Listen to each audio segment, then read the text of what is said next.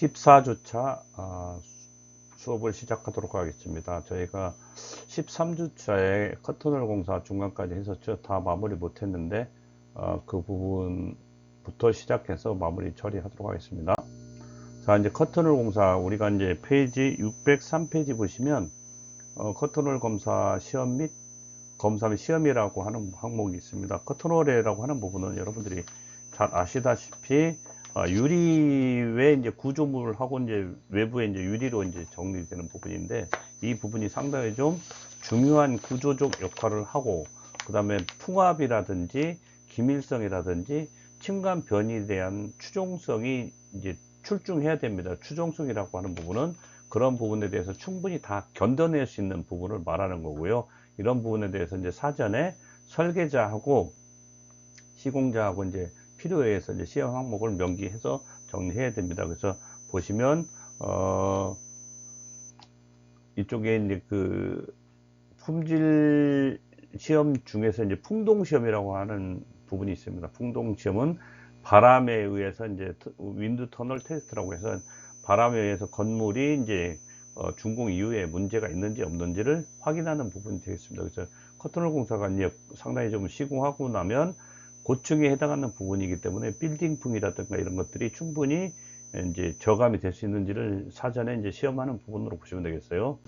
그 다음에 이제 이런 부분은 건물 주변 600m 반경에 이제 지형이라든지 건물 배치라든지 이런 것들을 축척으로 모형을 떠서 원형의 턴테이블 위에 올려놓고 풍동 시험을 하게 되는 부분으로 보시면 되겠습니다. 그래서 이제 외벽 풍압이라든지 구조 하중이라든지 고주파 응력 보행자에 대한 풍압 영향, 이런 부분이 어떻게 일어나는지를 확인하는 부분이 풍동 시험으로 보시면 되겠고, 두 번째는 실물 모형 시험이라고 해서 실제적으로 이제 그 모갑 테스트라고 우리가 표현합니다. 그래서 실제적인 모형을 만들어서 현장과 동일한 조건에서 기후 조건이라든지 이런 것들을 동일한 조건에서 최후의 조건으로 편성해서 시험을 하는 부분이고요.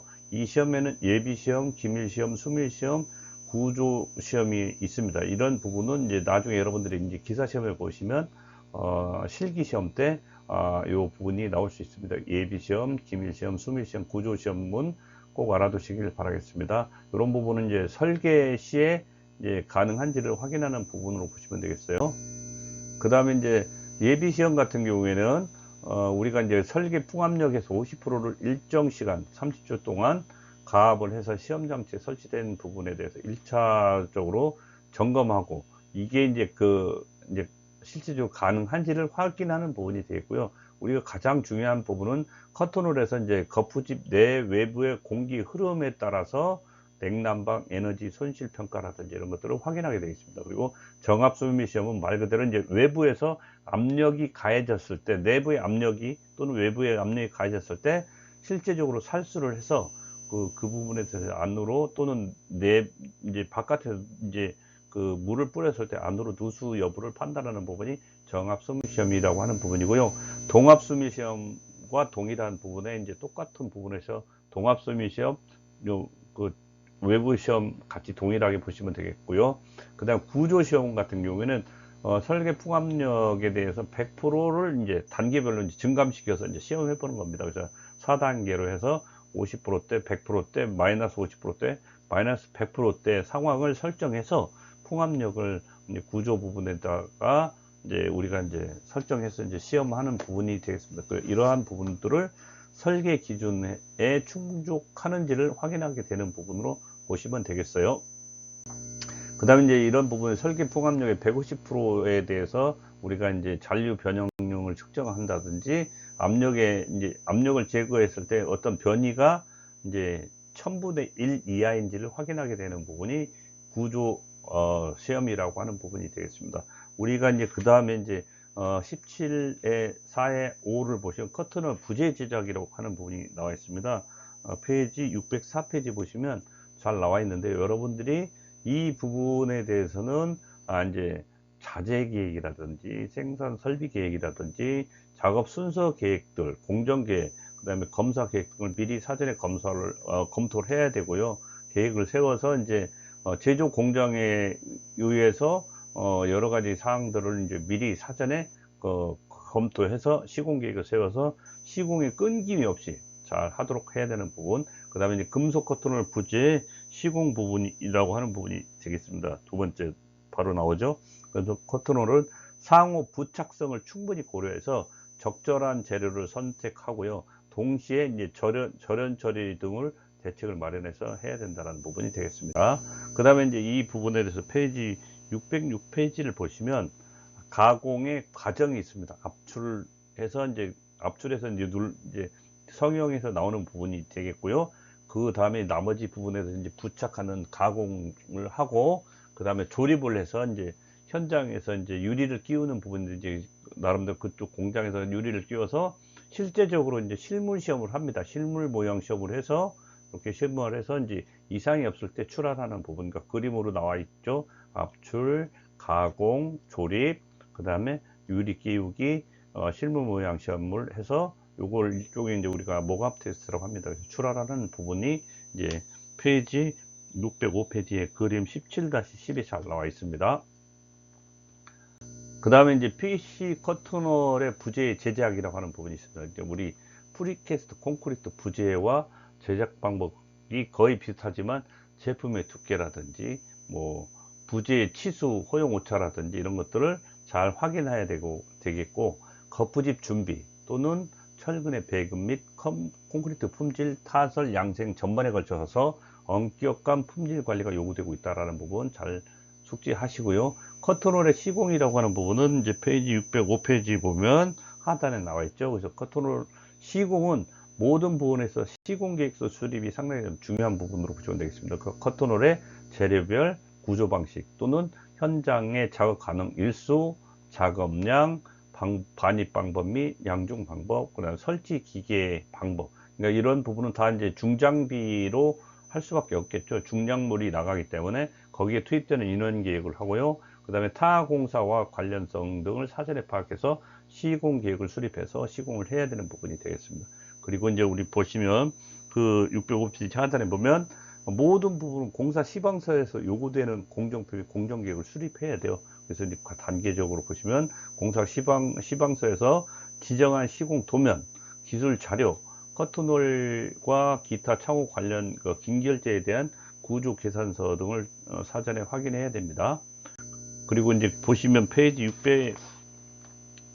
6페이지 보시면 그림 17-11에 설계부터 시작해서 쭉 전체적으로 이제 발주 실링까지 다 끝난 부분에 대해서 이제 현장으로 반입해서 현장에 설치하고요. 중간 과정들이 이렇게 나와 있는 부분 여러분들이 쭉 확인하시면 되겠습니다. 중간 과정이라는 것은 공장에서 제작해서 최종적으로 이렇게 연결해서 실링하고 한다고 하는 부분이 이제 되겠습니다. 그래서 이렇게 흐름을 좀 보시면 좋을 것 같습니다.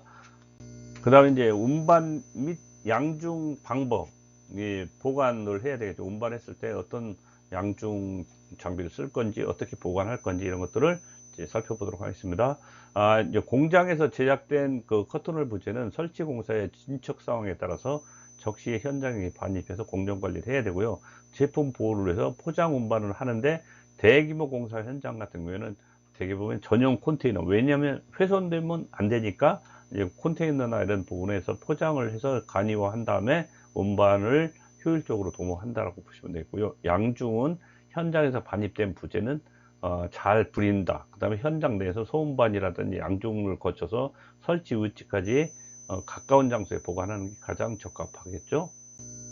그 다음에 직접 양중 동시 설치 방법, 이런 것들은 이제 크레인을 통해서 현장에서 반입되면 직접 크레인으로 또는 모노레일을 통해서 양중을 해서 바로 외부로부터 바로 설치해서 이제 직접 양중하고 대로 설치하는 방식이 되겠습니다. 그 다음에 이제 집중 양중 분리 방식은 말 그대로 부품 또는 패널을 각 층에 이제 모아놓고 따로 양중을 해서 이것을 이제 그 층의 특정 위치에 운반하고 별도의 설비 장비를 설비 설치를 이제 하는 방식이 되겠고요.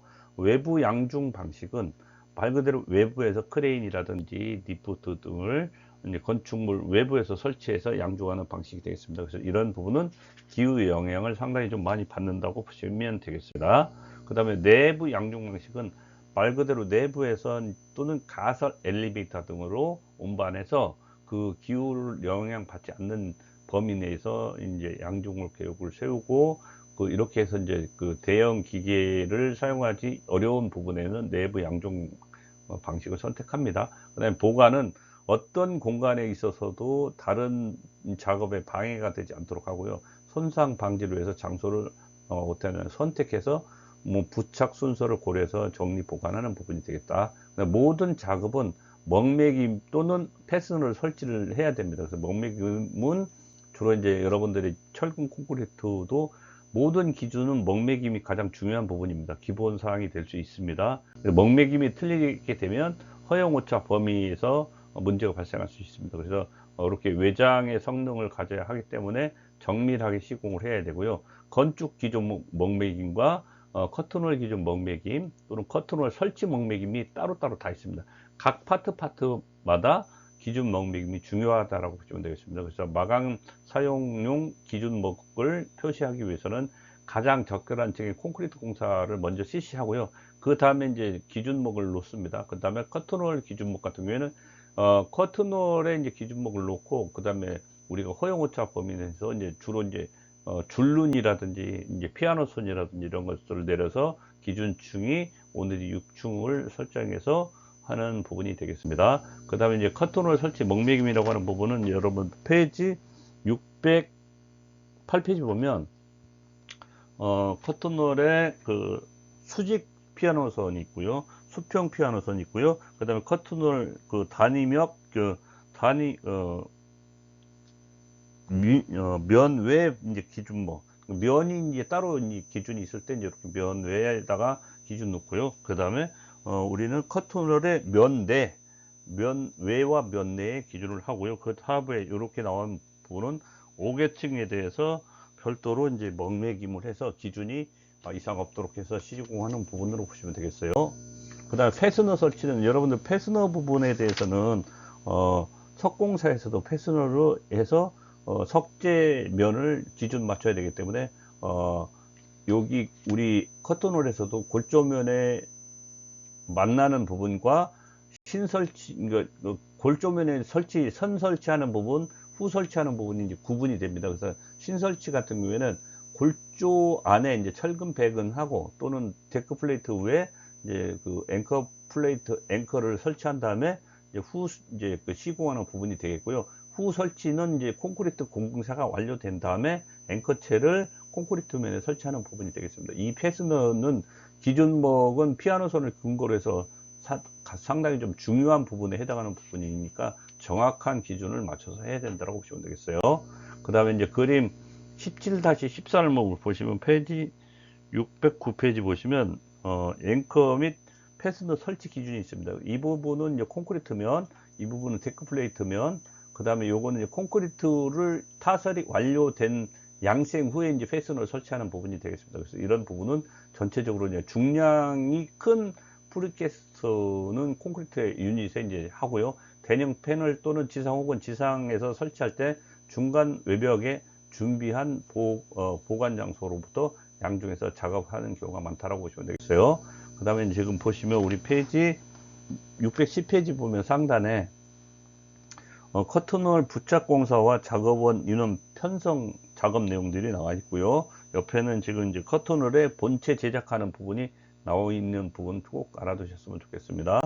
그 다음에 실링 작업이라고 하는 부분은 이제 우리 가스켓이라든지 끈 같은 거를 정형 실리제로 해서 미리 이제 부재 담부에 설치를 해서 중량이 큰 프리캐스트 또는 콘크리트 인접 부재에 설치할 때 압밀하거나 나중에 줄눈 내에 삽입하는 경우가 있습니다. 그래서 그림 17-16에 보면 커튼홀의 실링 공사라고 하는 부분이 있습니다. 그래서 이렇게 연결돼서 보는 부분 꼭 알아두셨으면 좋겠고요.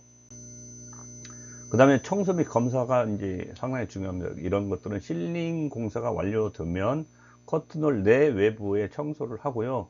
이런 부분 다 육안으로 보는 부분이 되겠습니다. 커튼홀의 오염이라든지 내 외부에 이제 부식이라든지 어떤 상처가 있을 때는 즉시 보수를 처리해야 되고요. 그다음에 검사 같은 경우에는 이제 상황에 따라서는 시공 정밀도라든지 부착 강도라든지 외관 이라든지 우수가 이제 유입되는 부분, 그다음 결로수가 배출이 기능 같은 거 이런 것들이 이제, 왜냐하면 공간에 이제 그 커튼홀 사이에 물이 들어갈 수 있거든요. 그래서 이 실링지의 시공 상태라든지 부속 청물하고 이제 만나는 부분의 상태라든지 작동 또는 청수 상황 등을 미리 사전에 확인해야 되는 부분이 되겠습니다. 그 다음에 이제 그림 표 17-4에 보면 커튼홀 시공 과정의 검사라고 하는 부분이 있습니다. 그래서 설치 기준 목매김을 하고요. 그 다음에 요거들은 이제 주로 설계자 철제 이제 철제 등으로 이제 신축을 할 때 이제 주로 목매김이 상당히 중요합니다. 커튼홀의 시공도에 의해서 하고요. 그 다음에 연기 투과 방지층 또는 틈새라든지 이런 것들은 유관 검사라고, 이런 것도 다 시방서 기준에서 다 검사한다고 보시면 되겠습니다. 그 다음에 이제 10페이지 12페이지 17-6의 커튼홀 공사의 단계별 문제점 및 대책이라고 하는 부분이 있습니다. 이 부분은 여러분들이 페이지 613페이지에 커튼홀 공사의 리스크 대책 방안이 있습니다. 그 부분 꼭 참고해 주시길 바라겠습니다. 이어서 미장 공사를 시작하도록 하겠습니다. 미장 공사는 이제 주로 이제 모르타르라든지 석고 플라스터라든지 이런 것들을 혼합해서 건물 내 외벽 또는 바닥 또는 천정을 마무리하는 공사로서 이제 미리 어떤 배합을 잘 해서 수작업으로 진행되고 있는 부분이고요. 이 시공된 부분은 대부분 노출되어 있어서 여러분들 벽면에 이제 그 페인트라든지 이런 것들을 마감이 잘 되게 하는 부분으로 보시면 되겠습니다. 미리 그 부분을 사전에 잘 정리한다. 그 다음에 시공 후에는 균열 또는 박리 이런 것들이 이제 없어야 되겠죠. 균열이라든지 크랙, 우리가 표현하는 부분은 구조물 부분에 그 크랙이라 균열을 발생하는 부분, 박리라고 하는 부분은 이제 미장민이 떨어지는 부분, 이런 것들이 없어야 된다라는 부분이 되겠습니다. 그래서 부착 강도가 상당히 좋아야 된다라고 보시면 되겠어요. 그 다음에 미장 공사의 재료를 보시면 최종 마감면을 이루는 결합제와 마감면의 성능을 향상시키기 위해서 첨가하는 혼화제, 그러니까 콘크리트에도 혼화제가 들어가지 않습니까? 그래서 이 미장 재료에도 혼화제, 골재, 보광제 등으로 구분하고 있습니다. 그래서 결합제 같은 경우는 우리가 이제 시멘트, 플라스틱, 소석회, 벽토, 그다음 합성수지 등과 같은 잔골재라든지 종석이라든지 흙, 섬유 등을 포함하는 부분이 되겠고요. 이런 것들은 이제 미장제와 결합해서 이제 하는 부분이 되겠고요. 공기 중에 탄산가스의 작용으로 경화하는 기경성과 가수에 의해서 경화하는 수경성으로 구분하고 있습니다. 그래서 이렇게 이제 외부의 탄산가스나 이런 것들에 의해서 이제 그 경화가 되는 부분은 기경성 미장 재료로 토벽, 소석계, 돌로마이트, 플라스터 이런 것들은 이제 주로 흙벽집 질 때라든지 우리가 이제 그 목재 건축의 이제 바닥을 마감할 때 이런 것들을 주로 쓰는 부분으로 보시면 되겠어요. 그 다음에 수경성은 시멘트, 모르타르 이런 것들은 이제 벽면 이런 것에 많이 바르고요. 석고 플라스터라든지 무석고 플라스터 등이 있다. 이런 것들은 이제 그 방화를 위해서 이제 철골 부분이라든지 이런 쪽에 미장하는 부분으로 보시면 되겠고요. 현장 배합해서 사용하는 것이 일반적이지만 가격이 조금 높으나 현장 시공을 단순하기 위해서 기배합된 재료들을 많이 사용하고 있다. 기배합된 것들을 갖다가 이제 물을 사용해서 배합을 해서 시공하는 부분. 그 다음에 혼화 재료라고 하는 부분은 주 재료 위에 반죽할 때 필요에 따라서 미장 재료의 성분으로 첨가하는 것을 말한다. 그래서 우리가 콘크리트도 이제 성능을 그 강도라든지 이런 것들을 증대할 때 이제 우리가 쓰지 않습니까? 여기도 마찬가지입니다. 강도 증대라든지 균열 방지라든지 시공 연도 개선을 위해서 사용하는 부분이 혼화제를 총칭하는 겁니다. 그래서 이제 혼화제와 혼화제가 있습니다. 두 가지로 구분하죠. 그래서 이 부분에 해당하는 부분은 소석회, 돌로마이트 플라스터, 플라이애시, 고로슬래그, 포졸란 이런 광물질계 이런 것들이 이제 그 혼화 재료라고 하는 부분이 되겠어요. 그 다음에 혼화제와 폴리머 분산제, 수용성 수지 등과 같은 합성 수지계를 우리가 혼화제 또는 A제, A 감수제 또는 유동화제 등으로 이제 혼화제로 이제 구분하고 있다라는 부분이 되겠습니다. 골재 같은 경우에는 이제 미장 재료의 골재는 주로 이제 모래, 폴라이트, 질석, 소성 플라이애시, 경량 발포 골재, 종석, 쇠석 등이 이제 주로 이제 이 종류에 해당하는 부분이고, 이런 규격들은 KS 규격이라든지 시방서 규격에 따라서 한다라고 보시면 되겠습니다.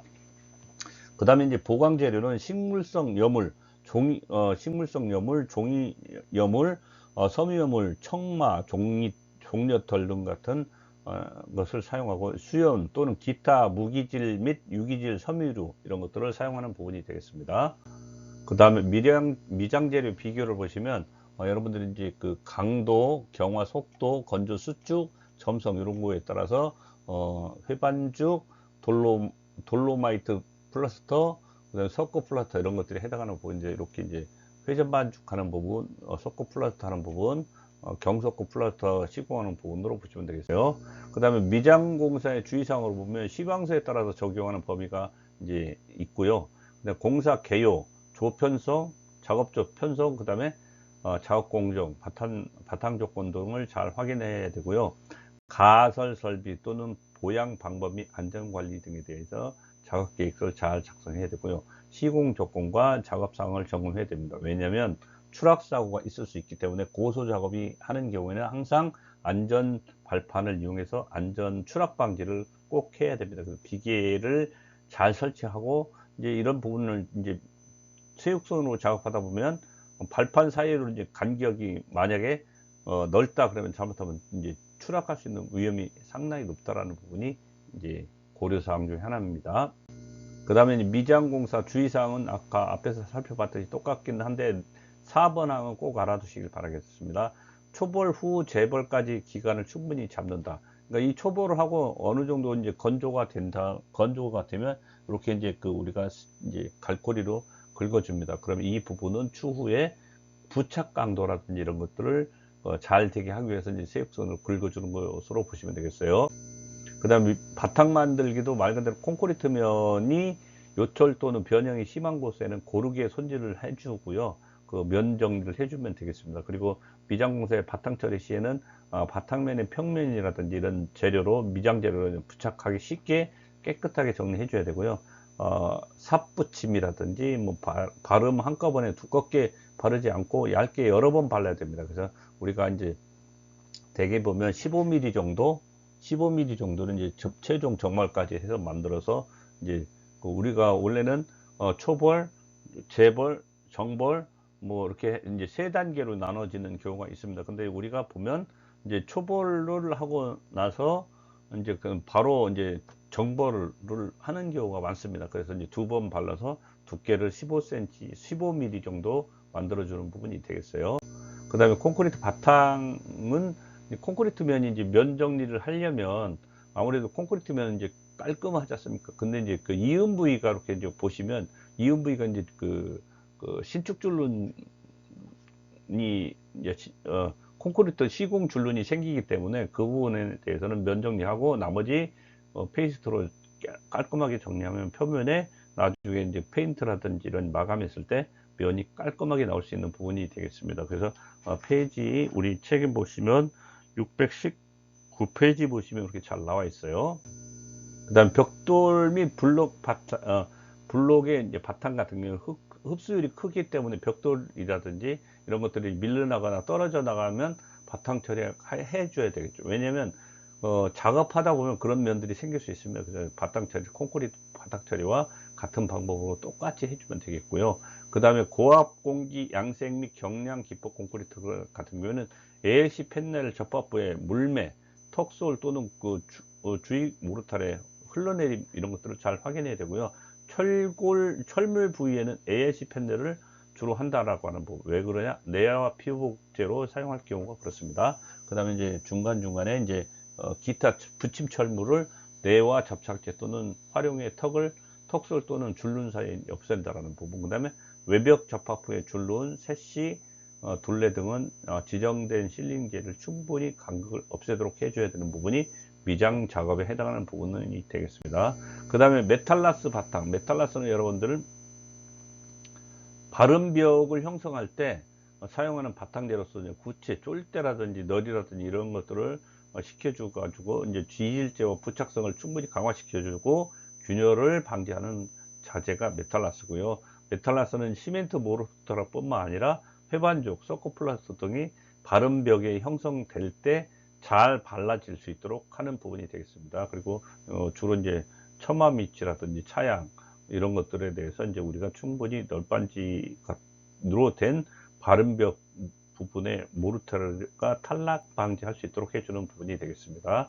그 다음에 라스를 치는 방법은 간격이 30cm 내외로 스테이플로 쳐서 고정하거나 또는 모서리 부분에 와이어 라스를 이제 구부려서 이제 둘러치고요. 들어간 부분은 메탈라스를 나비에 15cm 정도로 따로 이제 자른 것으로 이제 코너나 양측면에 바탕재를 스테이플로 고정한 후에 그 위에다가 와이어레스를 둘러쳐주면 되겠습니다. 그래서 이게 일종의 힘살을 구석에 이제 꿰매는 방식으로 될 수 있습니다. 이런 부분이 와이어레스, 구석 메탈라스, 하이리브라스 이렇게 해서 정렬이 되는 부분으로 보시면 되겠어요.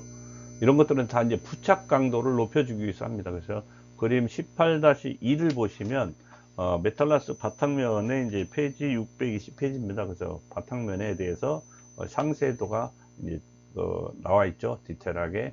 이제 루핑이 되면 여기다가 루핑을 해주고 이제 메탈라스를 발라주고 마감에 이제 명자 정리하는 부분으로 보시면 되겠습니다. 좌측과 우측 널면을 잘 단면도로 잘 나타난 부분이니까 참고해 주시길 바라겠습니다. 와이어라스 바탕 같은 경우에는 메탈라스 바탕과 같은 쫄대 바탕 위에다가 널 바탕을 미장 바른 벽체를 구성하기 위해서 이제 바탕재에다가 미리 해준다고 보시면 되겠어요. 이런 것들은 한 겹으로 꿰매 가지고 겹쳐 가지고 이제 힘살을 넣는 것이 좋다라는 거. 그래서 이런 것들은 주로 부착이 잘 되게 해주는 부분이 되겠습니다. 그다음 석고보드 바탕 같은 경우에는 석고보드는 내장용으로 쓰이고 있고요. 석고보드와 바탕 발음에 쓰이는 라스 보드가 있다라는 부분, 이것은 9mm 이상의 것을 사용해서 보드용 못을 이제 평두못을 합니다. 그러니까 평두못을 해야만이 미장처리 했을 때 면 정리가 싹 깔끔하게 되는 부분이 되겠죠. 그래서 만약에 평두못이 아니고 일반 못 하면 그 부분이 밖으로 튀어나와서 이제 박리가 될 수 있겠죠. 이런 부분에 대해서 우리가 고려를 해서 시공하는 부분이 되겠습니다. 그 다음에 이제 돌로마이트 스플라터는 건조가 늦음으로 보드의 종이를 적게 이제 넣어줘야 됩니다. 왜냐하면 잘못하면 벗겨지거든요. 그러면 그 부분에 대해서 별도로 종이 접착제에 대해서 이제 우리가 부착을 해줘야 되고, 종이 접착제가 상당히 약하기 때문에 그렇습니다. 그 다음에 이제 알칼리성이기 때문에 종이의 표면을 검게 만들고, 이러한 부분을 결함이 완화되면 이제 풀재를 이제 섞어도 건조하는데 늦어지기 때문에 별다른 접착제를 기대할 수가 없습니다. 그래서 이런 부분은 청결하게 잘 해줘야 되고, 시멘트 모르타르도 역시 석고보드 위에 바르면 건조 모르타르 쪽이 종이나 이런 것들이 더 강하기 때문에 이제 종이는 모르타르 붙여서 석고심으로부터 이제 떨어져 나갈 수 있는 부분이 되겠습니다. 석고보드 바탕재 설치 부분은 여러분들이 한번 참고적으로 보시길 바라고요. 그 다음에 이제 목재가 아닌 경량 철골의 보드 설치는 가로로 업빗 있기로 하고요. 이것은 이제 보드 상하에 접속하는 부분은 15cm 내외로 이제 엇갈리게 이음을 꽂아준다. 이음철물로 꽂아주면 되겠습니다. 그래서 석고보드 연못의 길이는 45에서 50mm 이어야 된다는 부분. 그래서 석고보드 바탕, 그 다음에 못치기 간격, 보드 바탕 이런 부분에 대해서 잘 알아두시길 바라겠습니다. 그 다음에 이제 못 길이와 못치기 이 부분은 이제 이렇게 보시면 못이 이제 이렇게 석고보드에 있는데 평못이 아니고 이제 평못을 하는 거죠. 만약에 못 위에 요 망이 있다면 위로 튀어나와서 면이 깔끔하지 않습니다. 이렇게 해서 모치기를 하는 부분이 되겠고요. 7번 목편 시멘트판이라고 하는 부분이 있는데요. 이 부분은 페이지 621페이지 하단에 나와 있으니까 그 내용을 간단하게 읽어보시면 좋을 것 같습니다. 그래서 목모의 연소가 억제돼서 270도가 되어도 착화하는 일이 없고 더욱 온도가 높아도 이제 이런 부분은 이제 방화를 위해서 많이 쓴다라고 보시면 되겠습니다. 높아져도 이제 충분히 반려하지 않는 부분이 있습니다. 그래서 이것은 회화한다. 별도로 이제 타지 않는다 얘기예요. 그래서 이런 것들은 주로 이제 방화 쪽이 강화돼서 쓰고 있는 부분으로 보시면 되겠습니다. 이렇게. 그 다음에 모 시멘트판은 목모와 시멘트의 두께가 40에서 50대, 50에서 55대로 이렇게 이제 물로 반죽해서 다음 얇은 판에 이제 15mm 정도 한 판으로 이렇게 만들어지는 부분이 되겠어요. 목모 시멘트 바탕이 이렇게 되고요. 목모판 이음이 이렇게 연결되는 부분으로 보시면 되겠습니다. 그 다음에 미장공법은 적용 범위가 흑손 발음 및 미장기기에 의해서 미장공사 일반적인 공법은 다음과 같다는 거. 그래서 시공 계획 및 현장 발음을 한번 보시겠습니다. 우리가 이제 미장공법은 페이지 621페이지에 잘 나와 있습니다. 그래서 여기에 이제 시공 계획을 잘 보시고요. 시공 계획을 현장에서 잘 세워야 된다는 부분이 되겠고요. 그 다음에 이제 공정관리, 시공자는 시공계획서에 따른 자재 계획 수립을 철저하게 해야 되고요. 미장공사는 사용 재료와 공법을 적용해서 충분히 공기를 확보해야 되고요. 미장공사의 명맥이면 도면에 따라서 정확히 하고요. 공사 감독자의 승인을 얻어야 된다. 이런 부분도 상당히 우리가 이제 기준목들을 넣을 때는 잘 모를 수 있거든요. 그러면 똑같이 조적도 같이 이제 하지만 그 실로 해서 이제 면을 이제 쭉 확인하고 이제 해서 실뜨기를 해서 이제 한다라고 보시면 되겠어요. 그 다음에 이제 그 현장 안전관리는 미장 작업에서는 작업 장소는 발음 재료의 종류라든지 공정에 맞는 적절한 채광, 조명 및 통풍 등을 이제 되도록 차단해야 됩니다. 통풍이 너무 잘 되면 이거 문제가 될 수 있습니다. 그래서 창고를 열고 조명이라든지 환기 설비를 잘 해줘야 된다. 그 다음에 배합 장소 및 작업 장소는 항상 정리정돈이 잘 돼야 되고요. 사용하는 기구에 필요한 전기 설비, 급수 배수 설비 등이 충분히 있어야 된다. 급수 배수 설비가 없으면 배합할 수가 없겠죠. 시멘트 몰타를 배합해서 시공을 하는 부분이 되겠다라는 부분이 미장 재료에 해당하는 부분이고요. 미장공사용 작업판 같은 경우는 충분히 가설 통로를 충분히 만들어서 산업안전보건법 및 산업안전기준의 규격에 적합해야 되고요. 미장공사의 바른면과 작업발판 사이의 간격은 마감재 종류라든지 시공 방법 등을 고려해서 지장을 주지 않는 거리를 유지해 줘야 되고요. 필요시에는 공사 감독자의 협의를 해야 된다. 그래서 안전사고라든지 추락사고 위험이 상당히 높은 부분이니까 고소 작업에는 적절한 추락 방지 설비를 설치하고 작업자는 필요한 보호구를 착용해야 합니다. 안전관리가 상당히 중요한 부분에 작업 장소는 안전관리는 근로기준법 및 산업안전기준법 이런 것들을 잘 준수해야 된다. 이런 경미한 사고가 이런 데서 잘 일어납니다. 높지 않다라고 하는 사고 또는 고소 작업하는 경우가 있을 때 그런 부분에 대해서는 철저하게 낙하를 방지할 수 있는 비계를 설치해 줘야 됩니다. 그 다음에 시멘트 모르타르 발음이라고 하는 부분은 주로 이제 콘크리트 또는 콘크리트 블록 등에 이제 덧붙임 손질을 하는 부분이 이제 되겠습니다. 그래서 이런 부분도 다 똑같이 이제 내화 피복이라든지 이런 부분을 충분히 할 수 있게 해주고요. 모르타르를 부착하기 어려운 때는 혼화제를 넣어 가지고 시멘트 뿌리 미리 10개 문지르고 나서는 덧붙여 모르타르를 바른다는 거. 이런 부분이 잘 안 붙을 수 있습니다. 그러면 그런 부분에 대해서 충분히 우리가 붙을 수 있게 처리를 해주는 부분이 되겠고요. 콘크리트 또는 콘크리트 블록 등은 미리 물을 적시고요. 바탕에 물 흡수를 조정해서 초벌 발음을 해주면 되겠습니다. 그 다음에 이제 재료의 초벌 발음은 부배합을 하고요. 재벌 또는 정벌 발음할 때는 빈배합을 해줘야 된다. 그러니까 물이 많이 들어가지 말아야 된다는 얘기예요. 너무 많이 들어가게 되면 부착하는 부분에 있어서 미장 재료가 밑으로 흘러내리기 때문에 그 양생이 잘 안 될 수 있습니다. 그 다음에 정벌용으로는 소속회를 많이 혼합해 줍니다. 그렇게 되면 이제 빨리 굳을 수 있겠죠. 그래서 이런 부분에 많이 시공성을 향상시킬 수 있고요. 모래는 시공성이 허용하는 한 거친 입자의 것을 사용하는 게 좋다라는 부분. 그 다음에 가수 후 3시간 이상 경과된 것은 사용하지 않고 장시간 작업 시간 내에 최종 발음이 완료될 수 있는 양만 비벼서 합니다. 너무 많이 비벼 놓으면 3시간이 넘어가면 오픈타임처럼 수분이 증발해서 부착력이 떨어집니다. 그래서 이런 것들은 여러분들이 고민하셔 가지고 기준에 맞춰서 하시면 되겠습니다.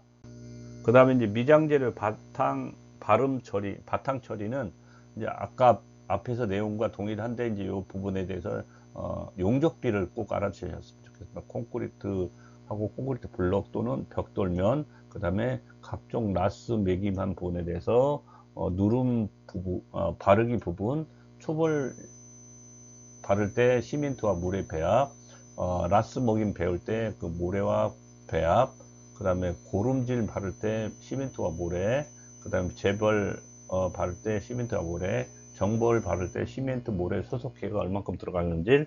아까 이제 정벌 바를 때는 소속회 왜 바른다고 했죠? 부착 강도나 면 정리가 잘 깔끔하게 나오게 하기 위해서 그렇습니다. 그 다음에 이제 바름 두께는 이제 아까 얘기했듯이 이제 마무리 두께는 공사 시방서에 따른다라는 부분. 그 다음에 천장 차양은 15mm 이하, 기타는 15mm 이상으로 주로 한다. 근데 일반 벽체라든지 이런 쪽은 주로 15mm 이상을 해주고요. 바름 두께를 바탕 표면에서 측정할 수 있는 부분은 여러분들이 이제 꼬집촉을 가지고 찔러 봐서 그 안에 이제 길이를 확인하는 부분이 되겠습니다. 그래서 일회 바름 두께는 바름 경우에 제외하고는 바름의 경우를 제외하고는 6mm를 표준을 하고요.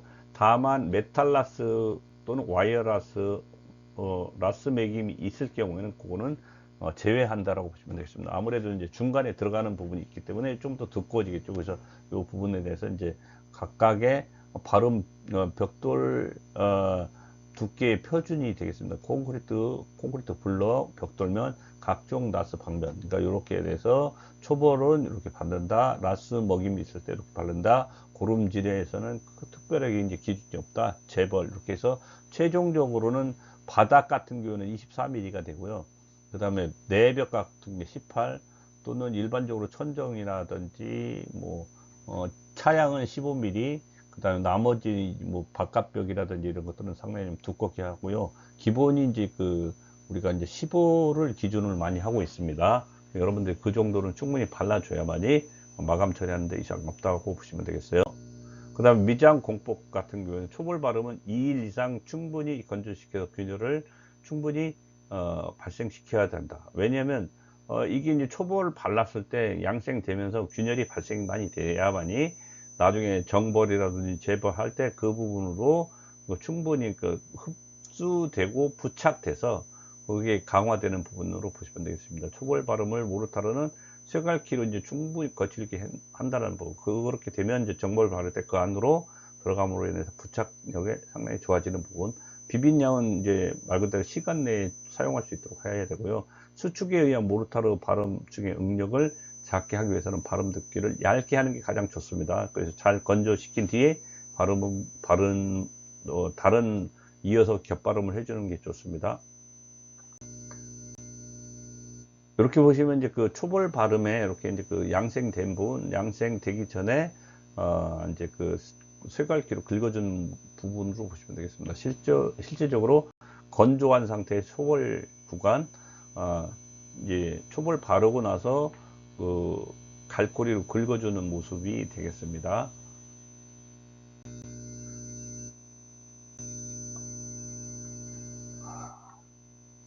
앞에 건 빠졌네요. 너무 빨리 넘겨서. 종려털이라든가 이런 것들은 여러분들이 참고해 주시고요. 고름질 및 재벌 바름 같은 경우는 이제 고름질 초벌 바름에 수분이 빠지는 정도를 보아서 이제 뒤따라서 발라주면 되겠다는 부분. 그래서 재벌 바름은 초벌 바름 면에서 충분히 접착이 된다라고 보고 한 2, 3일 정도 있다가 바로 이제 정리를 해주면 되겠습니다. 평탄하게 바르기 위해서는 튀어나온 부분이라든지 모서리 들어간 부분은 이제 개탕이라고 해서 이제 개 가지고 그 면도를 정리해 주는 부분으로 보시면 되겠어요. 그 다음에 규준대를 대고 정확하게 이제 바른 다음에 굵기 정도를 모아 가지고 나무 흑손으로 문질러 주면 평탄해집니다. 그 다음에 정벌 바름은 정벌 바름이 반쯤 건조된 후에 이제 막대 바르기라고 해서 막대 같은 거에서 이제 그 막대로 면을 밀어줍니다. 아래 위로 밀어주면 두 개의 공정에 동시에 이제 새육선으로 이제 충분히 바르고요. 그 다음에 수분이 빠져나가는 정도를 보아 가지고 새육선으로 훅 자국이 없도록 이제 평활하게 해준다. 그래서 초벌 바름과 재벌 바름은 2시간 이상, 정벌 바름은 1시간 30분 이상 경과한 것을 사용하는 것이 좋다. 그러니까 시멘트 배합을 이제 말하는 겁니다. 초벌과 재벌할 때는 2시간 이상 정도 배합한 걸 하면 되고, 정벌 바르면 1시간 30분 이상 이제 그 물과 시멘트를 개놓은 것을 경과한 후에 이제 하면 이제 부착이 안 되기 때문에 이런 것들을 고려해야 됩니다.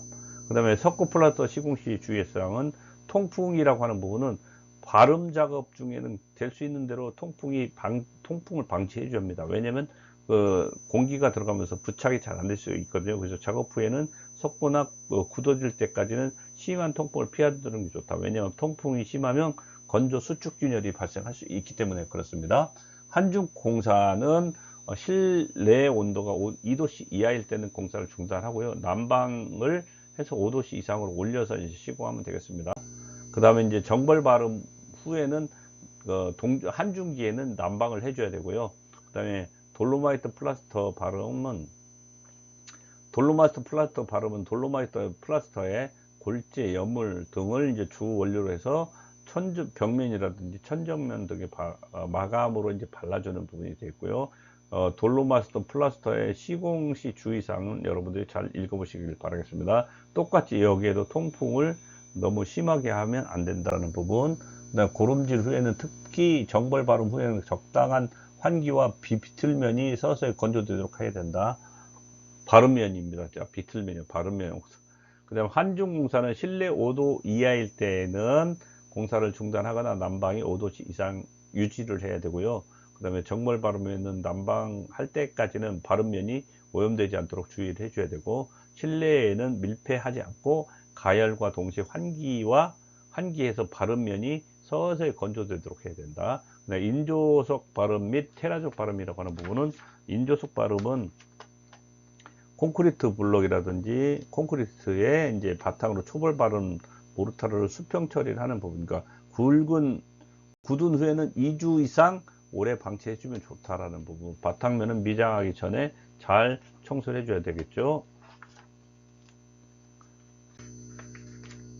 그 다음에 콘크리트 블록은 바탕을 미리 수빈 상태로 잘 만들어 주는 부분이 되겠고, 배합과 바름 두께라고 하는 부분은 인조 바름과 테라조 바름 배합은 이제 우리가 표를 한번 보도록 하겠습니다. 줄눈대에 대해서도 이제 인조 바름석에 대해서 금속재는 인조 바름석 갈기 마감면에서 제거하지 않고 인조석의 면에 남게 해준다는 부분이 되겠습니다. 그다음 고름질 후에 특히 정벌 바르면 적당히 환기시켜야 된다. 모든 공사가 다 미장 부분에 대해서는 적당히 환기를 시켜줘야만이 건조가 서서히 될 수 있다. 한중 부분은 아까 그 내용과 동일한 내용이니까 한번 참고해 주시고요. 인조석 갈기 및 현장 테러조 발이 2번 나온 것 같습니다. 줄눈대도 마찬가지고요. 그 다음에 이제 배합 및 바름 두께라고 하는 부분이 있습니다. 여러분들이 이제 배합 및 바름 두께는 이제 우리 표에서 나온 거니까 참고해 주시고요. 줄눈대의 배치법이 있고요. 줄눈대 넣은 법입니다. 이렇게 줄눈대가 넣었을 때 이렇게 양쪽에서 이제 그 인조석 물갈기가 되는 부분으로 보시면 되겠어요. 그 다음에 인조석 갈기의 시공시 유의사항은 페이지 628페이지에 이제 잘 나와 있습니다. 그래서 인조석 바름이 굳기 전에 분무기를 표면에 시멘트 페인트로 씻어내어서 종속을 노출시켜 가지고 마무리하는 부분, 그래서 색깔이 이제 각각의 인조석 갈기 문양이 이렇게 나와 있는 부분 꼭 알아두셨으면 좋겠습니다. 테라조 현장 갈기 시공 시도 여러분들이 한번 읽어보셨으면 좋겠고, 페이지 629페이지 상단에 보면 그림이 이렇게 나와 있죠. 이렇게 해서 이제 여기다 인조석이 들어가, 인조석 물갈기에 이제 줄눈대를 넣은 부분이 되겠습니다. 테라조 물갈기 할 때 줄눈대를 넣어가지고 이제 시공한 부분이 되겠습니다. 그래서 1차, 2차로 해서 시공하는 부분으로 보시면 되겠어요. 그 다음에 초벌 바르기는 바탕 처리 후에 물축이 기기 또는 시멘트 페인트를 문질러서 바른 면에 댐비빔 모터로 세욕선을 눌러서 발라서 이제 표면을 굳힙니다. 그 다음에 이제 밀착 공법, 밀착할 때는 바탕에 부배합, 말 그대로 물을 많이 넣지 않는 부분 바르면서 덧발라서 정벌 바른 면과 접착성 증대를 유도해 주고요. 절연 공법은 바닥면에 누핑을 깔아서 테라조와 바닥면을 완전히 절연하는 공법이 절연 공법이고요. 그 다음에 정벌 바름은 갈아내기 두께를 고려해서 줄눈보다는 2mm 높게 바른다. 왜냐하면 2mm 높게 해줘야 최종적으로 갈아냈을 때 그 기준면에 이상이 없도록 높이가 맞는 거니까 그렇습니다.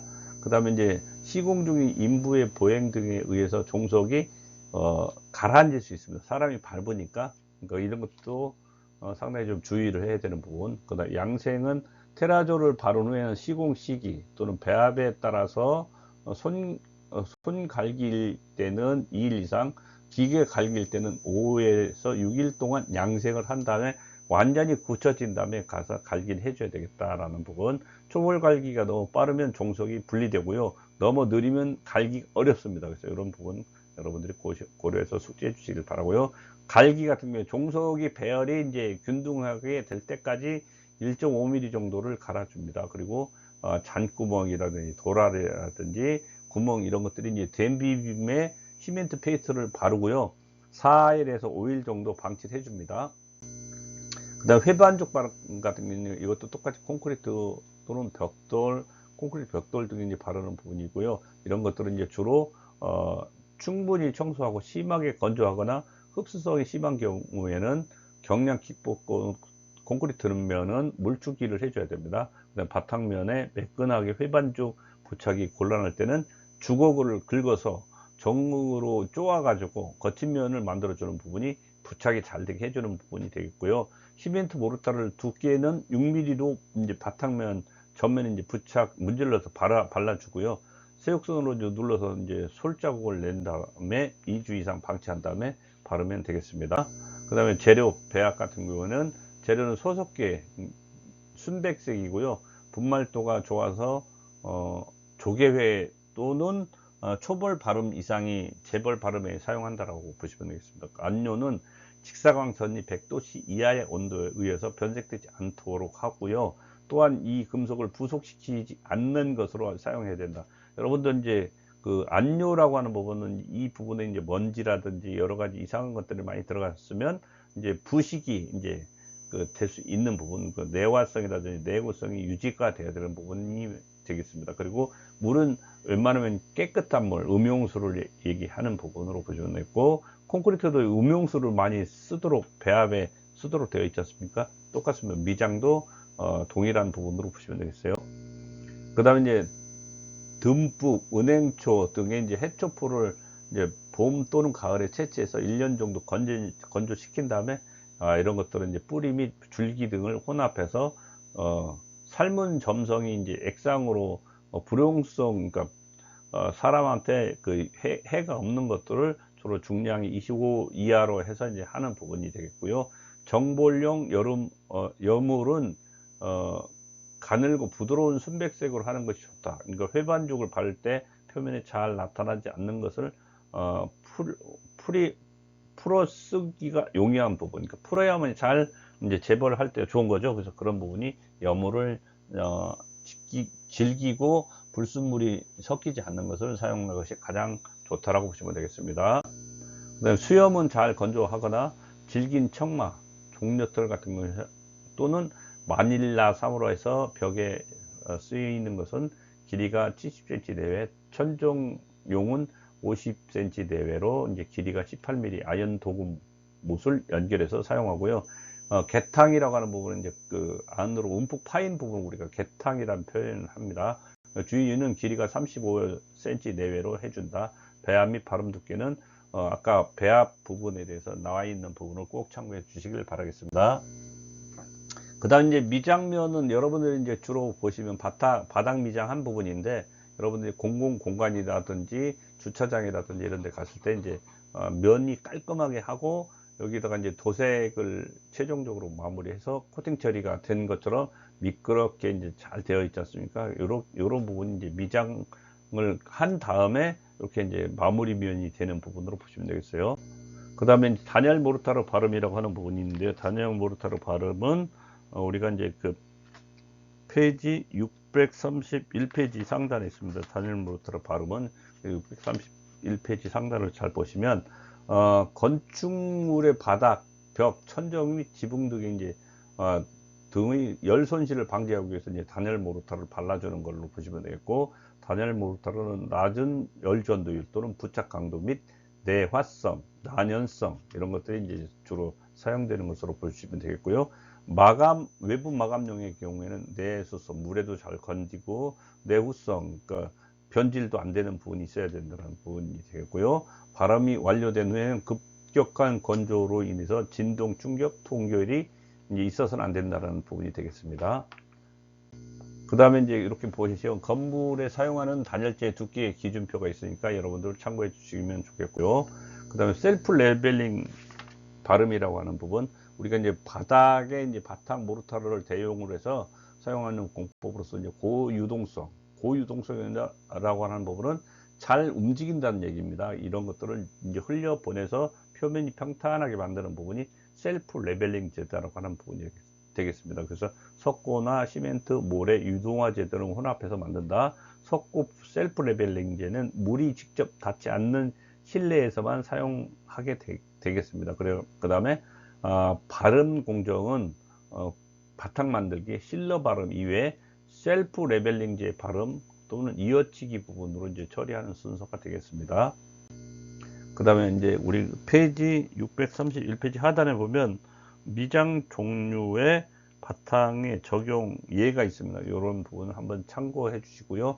미장의 부속 공사, 그러니까 공사 부분의 균열이라든지 파손이 발생하지 않도록 사전에 적합한 부속 공사를 미장의 부속 공사로 표현하고 있습니다.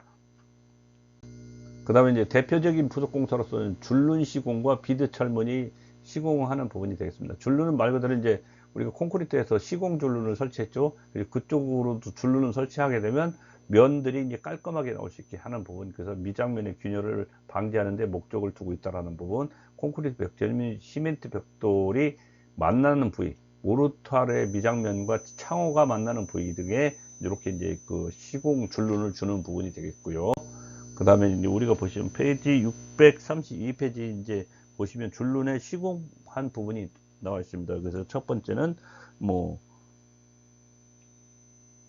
확대해서 보면 이제 그 줄눈 백업재를 넣어가지고 처리하는 부분, 코킹이라든지 줄눈 처리하는 부분이 쭉 나와 있으니까 꼭 이질재 간에 만나는 부분의 조인트입니다. 그래서 그렇게 한번 보시고, 페이지 633페이지 보시면 미장 벽면이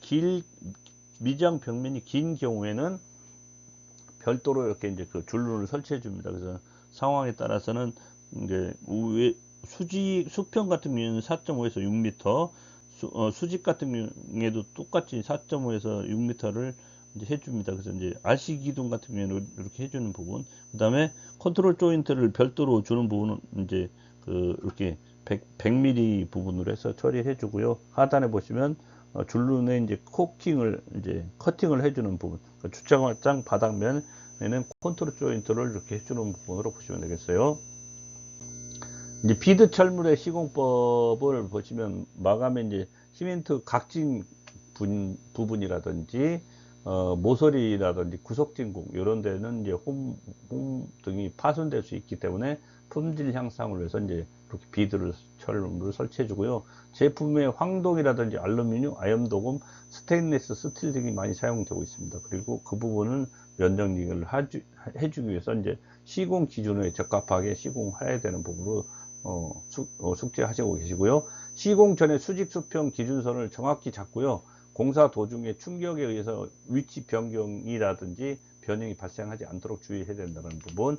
미장 공사에 있어서는 주요 비드는 종류와 용도는 여러분들이 한번 참고해 주시면 좋을 것 같습니다. 코너 비드, 걸레 바지, 익스펜션 조인트, 깊이 척도, 문틀용 비드, 스톱 비드 이런 부분이 있는데 여러분들이 이제 페이지 634페이지 보면 이렇게 그림이 잘 나와 있습니다. 건신용 코너 비드까지 해서 건신용 코너 비드는 ALC 공법이나 석고보드 모서리에 이제 사용하는 비드로 보시면 되겠습니다. 그 각각에 나온 부분 한번 참고적으로 보시면 좋을 것 같습니다. 그 다음에 미장 그 부분에 있어서도 아까 나온 부분 최종적으로 그림 18-10에 이제 전체적으로 잘 나와 있으니까 꼭 숙지해 주시길 바라겠습니다.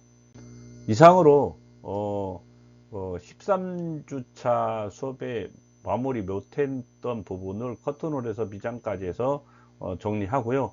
이어서 이제 창호공사에서 모듈러까지 해서 2, 3교시 다 마무리하도록 하겠습니다. 수고하셨습니다.